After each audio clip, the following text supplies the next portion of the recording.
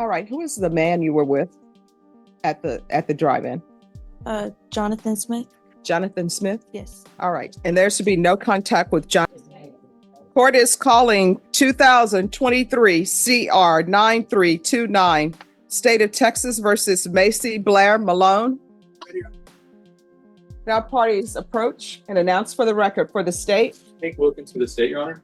Defense. I'm Al Dapper for Macy Malone. Ready? And are you Miss Malone? Yes, ma'am. Counsel, have you received all the discovery? Yes, Your Honor. And did you review it with your client? Yes, Your Honor. Court will find that the state is in compliance with discovery. Okay, pause here. Motion to revoke community supervision. Translation? That's legal speak for, you broke probation rules. Now the court is ready to drop the hammer. Are there any applications on this case? No, Your Honor. Ms. Malone, I'm showing you what's entitled True Bill of Indictment. Did you review that with your attorney? Did you understand it? Yes, Your Honor. Counsel, do you waive the reading of the indictment? Yes, Your Honor. State, are you proceeding on the indictment as presented? We are, Your Honor. Ms. Malone, I'm showing you what's entitled Court Admonishments and Defendant's Waivers and Affidavit of Admonitions. Did you review this with your attorney? Did you understand it? Yes, Your Honor. And did you sign it in all the appropriate places? Yes, Your Honor. Did you understand you're charged with cruelty to non-livestock, torture, etc.?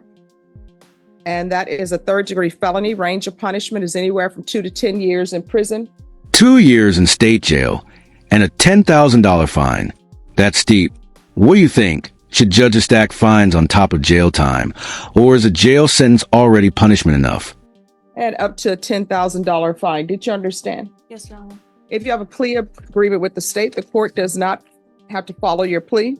If for any reason the court does not follow your plea and gives you more than you bargained for, the fact that you entered a plea will not be used against you and you will be allowed to withdraw your plea. Did you understand? Yes, Your Honor. Did you understand you have a right to jury trial, a right for you or your attorney to cross-examine and confront any witnesses the state would call in the right to remain silent?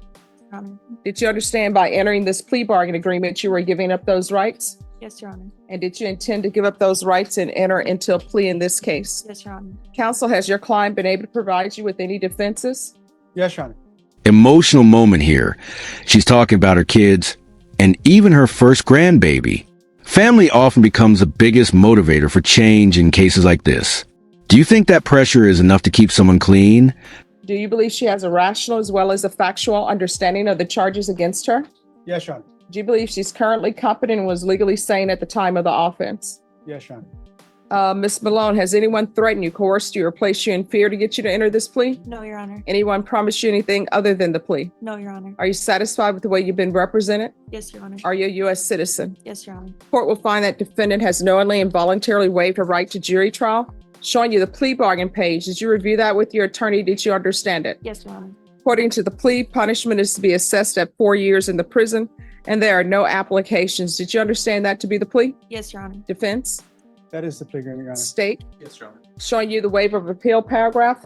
Did you review that with your attorney? Did you understand it? Did you sign it in both places? Yes, Your Honor. Did you understand by signing that you're waiving your right to appeal? The only items that can be appealed are written pretrial motions that have been filed, heard, and ruled upon by the court. Did you understand? Yes, Your Honor. Counsel, have there been any such motions? No, Your Honor. Then to the offense as charged, how do you plead? Guilty, not guilty, or no contest? Guilty. State any evidence. Yes, Your Honor. I offer State's Exhibit 1 in the attachments. Any objection? Any objection? No objection. Going to show you what's entitled Waiver and Consent to Stipulation of Testimony and Stipulations. Big fork in the road. Rehab or hard time. This is where judges often take a gamble. If you were sitting on the bench, would you risk giving her treatment or play it safe with jail time? Did you review that with your attorney? Did you understand it? Did you sign it in all the appropriate places? Yes, Your Honor. Again, did you understand you have a right to jury trial, a right for you or your attorney to cross-examine and confront any witnesses the state would call in the right to remain silent? Yes, Your Honor. Did you understand that today the state will be presenting evidence in the form of witnesses' statements and police reports? Yes, But Your most importantly, there will be no live testimony. Did you understand? Honor. Yes, Your Honor. Court will find that defendant has knowingly and voluntarily waived and consented to stipulation of testimony and stipulations. Court will accept into evidence State's Exhibits 1 and attachments and review the same. All right, after reviewing State's Exhibits 1 and attachments, the court will find there is sufficient evidence to find you guilty. The court will find you guilty. Are you proceeding with sentencing? Yes, Your Honor. Yes, Your Honor. If I could just state one thing on the record. Your Yes. Honor. There were some mental health concerns, but we did have her referred to Carruthers. She was examined for competency and sanity, and both of those have been resolved. All right. So she was deemed to be competent. Yes, she does have some severe mental health issues, but she is competent and she was sane at the time of the offense. All right. So why are you strangling a 2-month-old cat? I'm sorry, Your Honor. No, I mean, I know you're sorry. You're saying you're sorry you did it. I'm asking why. Why would you do that? I was under the influence of drugs. But you were eating at Sonic when this happened? Yes, ma'am. What drugs are you saying you were under the influence of? Methamphetamine. Okay, so why did the meth make you strangle a cat? I'm not sure, ma'am. I also have mental health issues. And what's the mental health issues? Bipolar. All right, so again, we're back to the point. So I'm assuming, and correct me if I'm wrong, you were not on your medications? No, ma'am. All right, so you take meth. So how does that translate into strangling a cat? Your Honor, there's no good explanation for strangling a cat. Well, no, I mean, here's the thing. Sometimes you're on drugs and you do certain things. So I'm just trying to figure out if meth caused her to strangle a cat, or is there something else going on? According to the diagnosis from the psychologist, there was also some issues with bipolar disorder. When you mix being bipolar with meth and homelessness, it's all just a bad combination. I've asked her what her plans for the future will be. And there it is, 18 months locked in, plus a permanent ban on owning weapons. Felony convictions stick for life. Question for you. Should nonviolent drug offenders lose their gun rights forever? She's indicated she wants to work as a waitress. She eventually, once she's done with prison time, will live with her mother. She wants to avoid the bad people and the bad situations that she was involved with. Okay, so how does taking meth, being bipolar, equal to strangling the cat? As we said earlier, there's no excuse. But no, I'm asking her. Sure. Like, what was your thought process? Because what I'm reading is there were 2 tabby cats running around. And so what go from 2 tabby cats running around enjoying themselves to double knotting a rope around one tabby's neck? I don't have an excuse, Your Honor. Well, I mean, I know you don't have an excuse, but I'm trying to figure out what was your thought process? I'm not sure what my thought process was at the time. Well, I mean, did you have a rope on you and go get a rope, or how did that work out? I don't remember because I was on drugs. All right. Anything else? All right, I'm going to sentence you to 4 years in prison. You credit for any time served.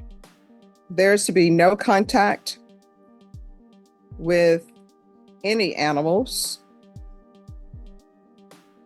or children. Well, I should say, or minors.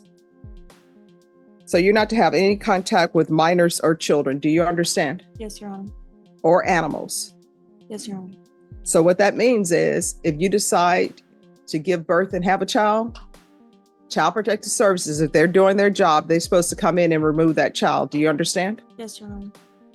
All right. Anything else with regards to sentencing? No, Your Honor. I'm going to show you what's entitled Trial Court Certification of Defendant's Rights to Appeal. Did you review that with your attorney? Did you understand it? And did you sign it? Yes, Your Honor. Because this is a plea bargain agreement, because I followed your plea bargain agreement, and because you've waived your right to appeal, you do not have the court's permission to appeal. Because this is a felony conviction, you're not allowed to own or possess any weapons or ammunition. If you have a question over what a weapon or ammunition is, you'll need to speak to an attorney. Do you understand? Yes, Your Honor. All right, and just one moment. All right, who is the man you were with at the drive-in? Jonathan Smith. Jonathan Smith? Yes. All right, and there should be no contact with Jonathan Smith. All right, that's all. That's it, Judge. Thank you. You're welcome.